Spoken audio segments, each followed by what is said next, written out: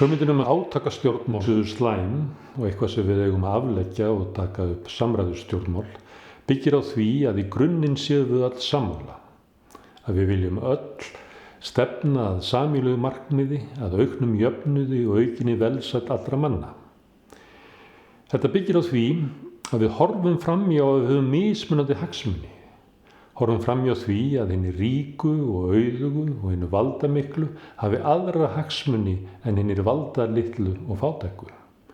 Og að hinnir auðugu og valdamiklu muni láta af völdum sínum og gefa eftir auðsinn ef að hugmyndin sem borin fram við á sé nógu snjöll.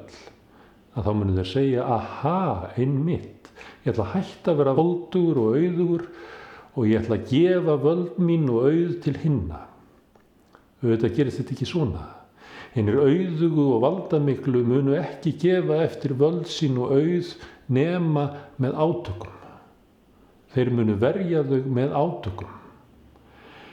Ef að við sættum okkur aðeins við samræðustjórnmálin og óttumst átökin, þá munum við aðeins sækja völd og auð til hinna voldugu og auðugu upp að því marki að þeir bregðast við með átökum við að verja stöðu sína. Við munum því aldrei ná árangri umfram það sem að hinnir auðugu og valdamiklu eru til í að skaffa okkur, láta eftir. Samræðustjórnmál felast í því að stunda stjórnmál á heimavelli hinna auðugu og valdamiklu og gæta þess að styggja þá ekki.